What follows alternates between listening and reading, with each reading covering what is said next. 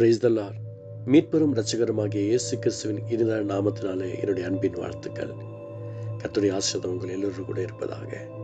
இன்றைய தினத்திலும் யாத்திராகமம் 3ஆம் அதிகாரத்தில் ஒரு சம்பவத்தை நாம் பார்க்க போகிறோம். 5வது வசனம் சொல்லுகிறது, நீ நிற்கிற இடம் பரிசுத்த பூமி. ஆண்டவர் அழகா சொல்லுகிறார், நீ நிற்கிற இடம் பரிசுத்த பூமி. பாருங்க, மோசே மீதியான் தேசத்து ஆசாரனாய் இருந்த தன் மாமனாகிய எத்திரோவின் ஆடுகளை மேய்த்து கொண்டு வந்தான்.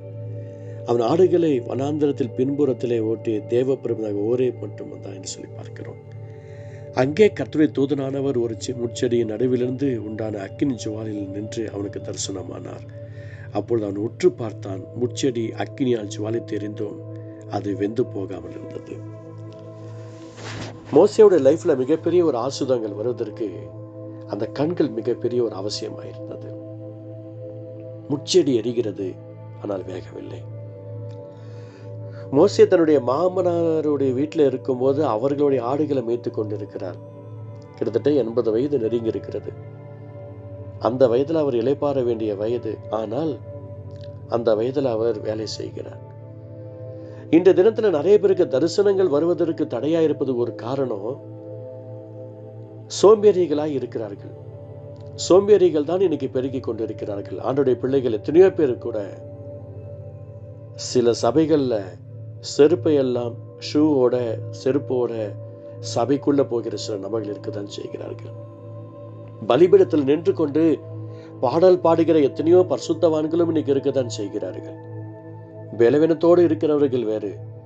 ஆனால் தன்னுடைய பாடல் பெரிய பெரிய இடத்துல பரவ வேண்டும், ஒளிபரப்ப வேண்டும் என்று சொல்லி ஷூக்காலோட அந்த சிலுவை மரத்துக்கு முன்பதாக பாடிக்கொண்டிருக்கிறவர்கள் எத்தனை பேர் உண்டு. சபைகளில் பாடிக்கொண்டிருக்கிற இருக்கிறவர்கள் எத்தனை பேர்கள் உண்டு.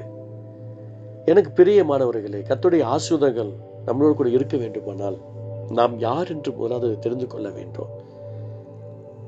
எனக்கு தரிசனம் பார்த்தது முக்கியமல்ல, அந்த செடி வேகாமல் இருந்தது என்று ஒரு விஷயங்களை இந்த அருமையான மோசே பார்த்து அதோடு நிற்கவில்லை.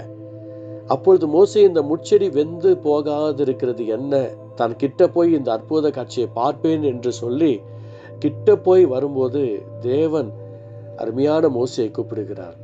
மோசே மோசே என்று கூப்பிட்டார். அவன் இதோ அடியேன் என்று சொல்லி பார்க்கிறார். அப்பொழுது ஆண்டவர் சொல்லுகிறார், இங்கே கிட்டி சேராயாக உன் கால்களில் இருக்கிற பாதரட்சியை கழட்டி போடு, நீ நிற்கிற இடம் பரிசுத்த பூமி.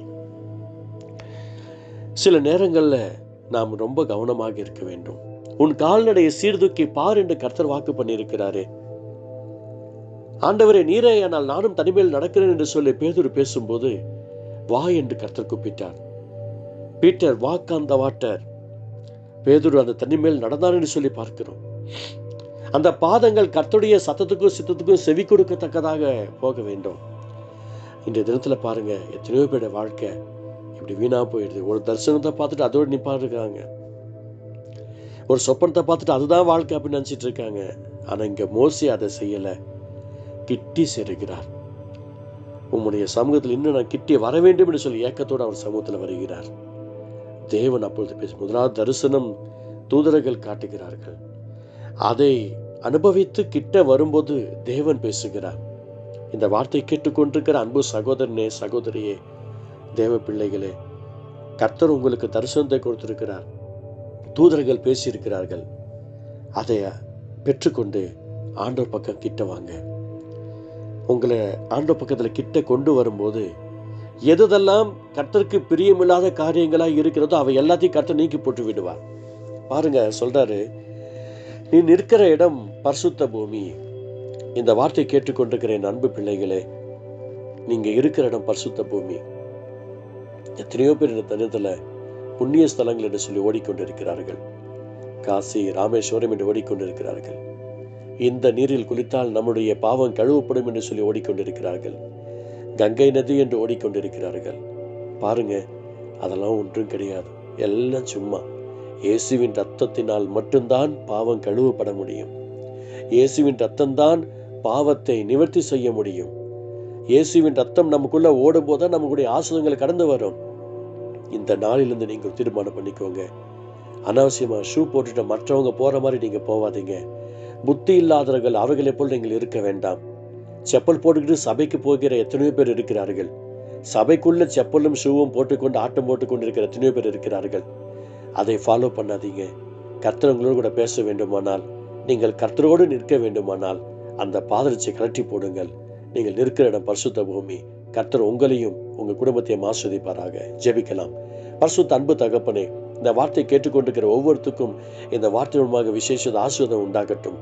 தரிசனம் பார்த்தோடு நிற்காவிட்டாமல் ஆண்டவரே, உம்மோடு நெருங்கி வந்து தனக்குள் இருக்கிற எல்லா காரியங்களும் கர்த்தருக்குள் அன்பாய் அரவணைத்துக் கொள்ள ஒவ்வொருத்தருக்கும் கர்த்தர் பேசும்படியாக ஜெபிக்கிறோம். இரக்கம் பாட்டும். இயேசு நல்ல பிதாவே, ஆமென்.